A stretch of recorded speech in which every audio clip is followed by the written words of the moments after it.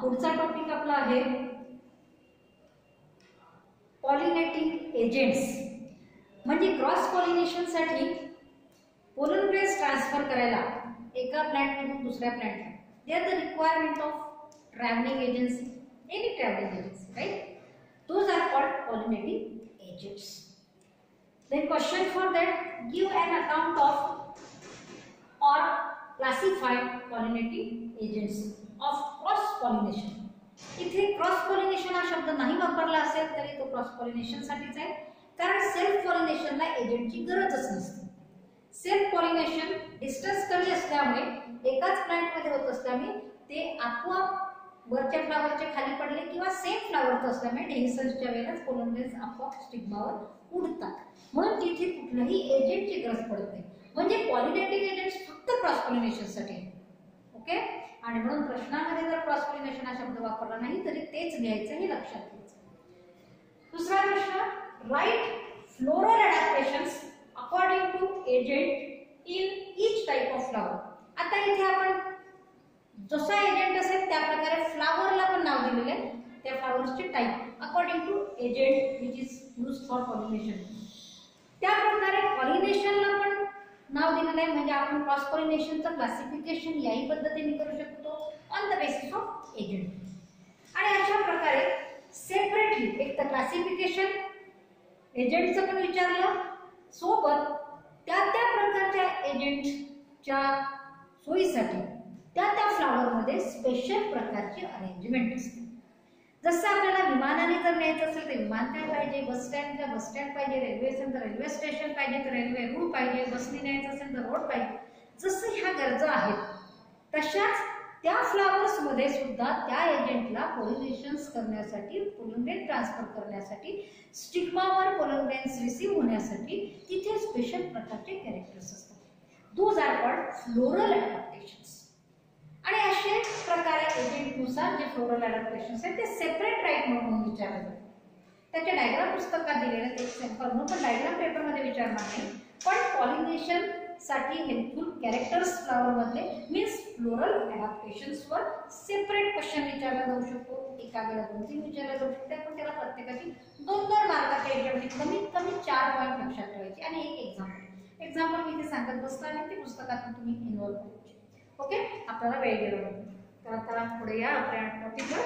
Then pollinating agents for cross pollination first classify into 2 main types. Abiotic means non-living, निर्जीव, and biotic means living, means जीवित. Okay, अशा प्रकारे 2 main प्रकार केले. Then abiotic means non-living agents मध्ये wind and water. Wind म्हणजे वारा, हवा नाही, गॅस नाही म्हणायचं. विंड म्हणजे वारा. वारा जेव्हा वाहतो तेव्हा एका जागून काही वस्तू दुसरीकडे नेतो, तसं पोलन ग्रेन्स पण तो एका प्लांट मधून दुसरीकडे ट्रान्सफर करतो, वाहून नेतो. आणि अशा प्रकारे wind help for the pollination and hence it is pollinating agents.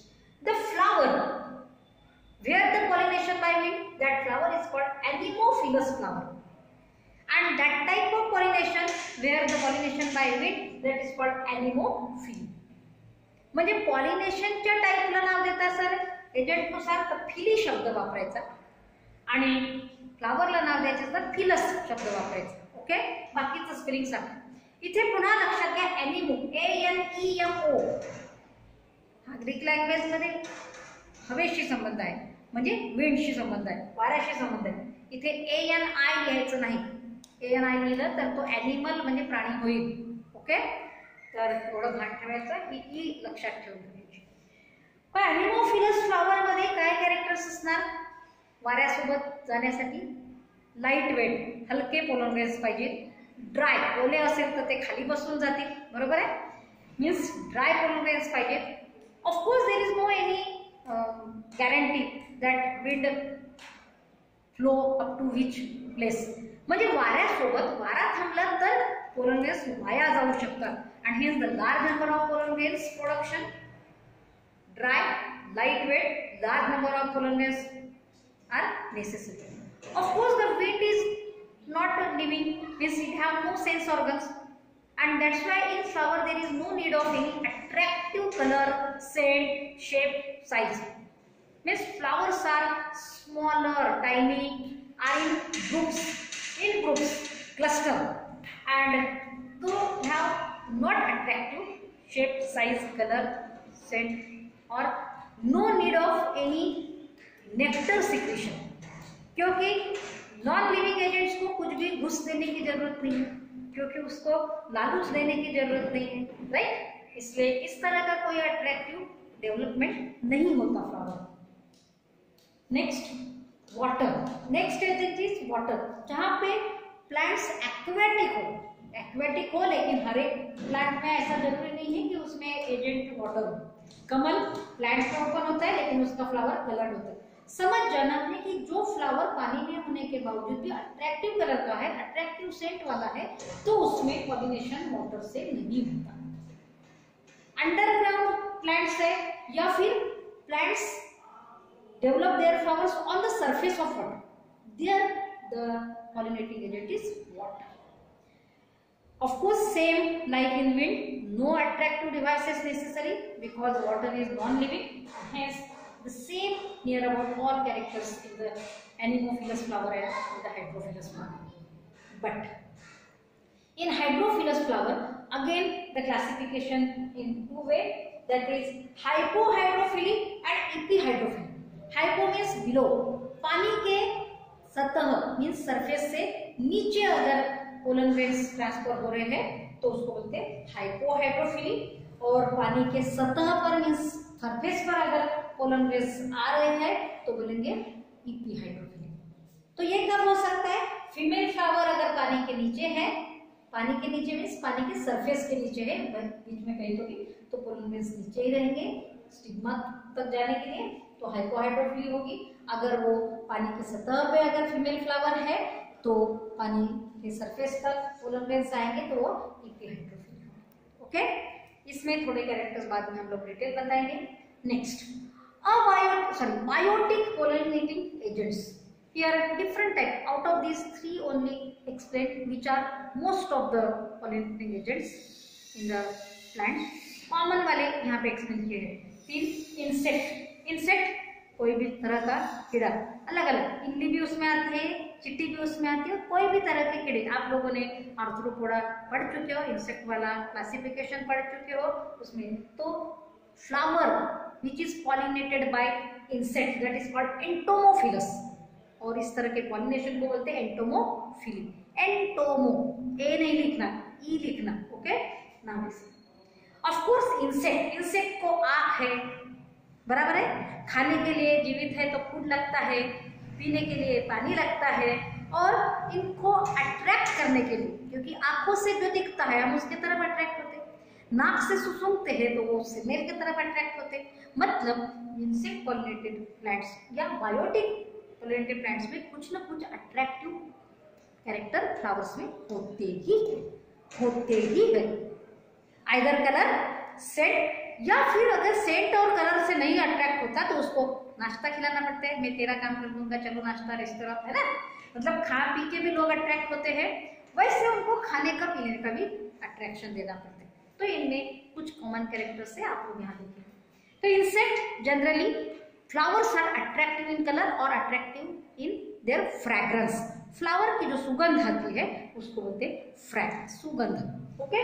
तो इस फ्लावर उसके साथ साथ उसको एक तो अट्रैक्टिव कलर होना, शेप होना, साइज होना, ऊपर से स्मेल होना, दोनों साथ में होना जरूरी नहीं है। जैसे मोगरे के फूल में कलर अट्रैक्टिव नहीं लेकिन सेंट है, बराबर, लेकिन जासवंत गुलाब में कलर अट्रैक्टिव है, सेंट उतनी जो अंदर रहती छे नहीं, कुछ को रहती है, दोनों रहता है। ऊपर से पोलन ग्रेन्स ज्यादा प्रोड्यूस होना चाहिए, large number of pollen grains produce, क्योंकि इनके लिए नाश्ता। नेक्टर सिक्रेशन, नेक्टर मीन्स एक मीठा पदार्थ, मीठा लिक्विड सिक्रेट होता है फ्लावर्स में, नीचे रहता है, वो हो गया कोल्ड ड्रिंक, शरबत। इंसेक्ट के लिए मतलब नाश्ता, खाने और पीने की व्यवस्था अगर हो तो वो वहां पर आए। In this way insect pollinated flowers have these attractive devices. अभी इंसेक्ट कितना बड़ा है, छोटे बड़े होते हैं, तो इंसेक्ट बड़े वाले इंसेक्ट से अगर पॉलिनेशन होता है तब फ्लावर का साइज भी उतना होना चाहिए, means sufficient large size of flower for pollination by insect. Then next birds, पंछी, छोटे छोटे कुछ पंछी आते हैं। आप लोग देखना अगर फ्लावर्स के प्लांट्स के आजू बाजू में एक लंबी चोंच वाला, लंबी बीक वाला ऐसे नैरो, कुछ कुछ चिमनी के समान, कुछ स्पैरो के समान, कुछ काले से कुछ नीले से, ऐसे छोटे छोटे कुछ थोड़े भूरे ब्राउन कलर के ऐसे कुछ पंछी आते हैं। ऐसे कुछ कुछ छोटे साइज के पंछी है जिनमें से पॉलिनेशन पॉसिबल है। तो ये birds visit the flowers for pollen grains and nectar. वो खाने पीने के लिए फ्लावर्स के पास आते हैं। उनको दूर से ये फूल दिखने चाहिए करके फ्लावर्स में एकदम ब्राइट कलर, मतलब डार्क नीला, डार्क येलो, डार्क लाल, डार्क ऑरेंज, ऐसे डार्क कलर होते हैं। फ्लावर इंसेक्ट के इसमें बहुत डार्क नहीं, माइल्ड भी कलर हो सकते हैं, ठीक है। लेकिन birds pollinate flowers generally dark होते हैं और ये ट्यूबुलर होते हैं। इसको ऐसे ट्यूब, मतलब तुम लोग देखो बहुत से फ्लावर में ऊपर मकड़ी और नीचे थोड़ा सा ऐसे नैरो पार्ट होता है, फ्यूज रहता है, ट्यूब टाइप का पार्ट आता है, छोटा रहे या फिर बड़ा रहे। ऐसे ग्लोब फ्लावर्स से और जो डार्क कलर के उनमें बर्ड्स अगर वहाँ पे आते हैं मतलब वो बर्ड पॉलिनेटेड प्लांट्स है। ऑफ कोर्स बर्ड भी आता है तो खाने पीने के लिए, मीन है पेट का, पापी पेट का सवाल, तो पोलन ग्रेन्स होना, राइट। नेक्टर भी, नेक्टर का प्रमाण, क्योंकि बर्ड्स पानी कम पीते हैं तो नेक्टर का प्रमाण कम भी होता है, लेकिन होता है। But birds have the poor sensation of smell. उनको स्मेल के बारे में अच्छा सेंसेशन नहीं होता, इसलिए बर्ड्स पॉलिनेटेड फ्लावर्स में सेंट नहीं होता, किसी भी तरह की गंध नहीं होती, क्योंकि इनको गंध से कोई लेना देना नहीं, क्योंकि इनको गंध ढंग से आती ही नहीं। तो बर्ड्स को अट्रैक्ट करने के लिए गंध डेवलप प्लांट्स में नहीं होती, जितनी जरूरत है उतना ही होता है। Okay, next bat. Bat means चमगादड़, पटवागुड़। रात में जो फ्लावर्स ओपन होते हैं, बहुत से फ्लावर्स ऐसे कि रात में ओपन होते दिन निकलते तक गिर भी जाते हैं या फिर से ऐसे सिकुड़ जाते हैं और बाद में गिर जाते हैं। तो ऐसे इसमें ऐसा ही एनिमल, ऐसा ही एजेंट काम कर सकता है जो रात में घूमता है। तो बैट नॉक्टर्नल है, नॉक्टर्नल मीन्स निशाचर। तो जो प्लांट्स नॉक्टर्नल है, जिसके फ्लावर्स रात में खुलते हैं, उसके एजेंट्स भी नॉक्टर्नल है। तो bat pollinated flower that is called Chiropterophilous flower and that type of pollination is called Chiropterophile. Then attraction for this, अभी रात में घूमता है, नाइट कम होता है तो इसको दिखने वाला से काम नहीं है, मतलब फ्लावर्स अट्रैक्टिवली कलर्ड होना जरूरी नहीं है। लेकिन सेट, क्योंकि रात को हम लोग गंध से जा सकते हैं, लेकिन इतनी रात में भीनी भीनी ऐसी धीरे धीरे आने वाली गंध काम नहीं आएंगी। तो दूर से, मतलब कचरा है, कुछ सड़ी हुई चीज है, कोई मुर्दा पड़ा है, तो दूर से आवाज आ जाती है, बराबर है। तो अंधेरे में उस तरफ हम लोग जा सकते हैं उस गंध के हिसाब से। तो flowers, chiropterophilous flowers have the strong smell, उनका ऑर्डर, जिसको हम लोग क्या बोलते हैं, ऑर्डर। दुर्गंध बोल सकते हैं, लेकिन हर बार दुर्गंध नहीं बोला जाता, उग्रवास, उग्रवास। तो जैसे सड़े हुए फल के समान, सड़े हुए अंडे के समान, ऐसा थोड़ा उग्र उसको होते हैं ऑर्डर, उसको फ्रेग्रेंस नहीं बोलते, सेंट नहीं बोलते। ओके, होता है। और फ्लावर्स रात को ही ओपन होना चाहिए, ये भी बात देखी। बैट के साइज के हिसाब से फुल उसका धक्का भी सहन करना चाहिए करके, सफिशिएंट लार्ज साइज होता है। और ऑफ कोर्स बैट भी खाने पीने के लिए जाता है, तो वहाँ नेक्टर और पोलन ग्रेन की संख्या, means there the large number of pollen grains production is necessary. These are the different adaptations in these different flowers.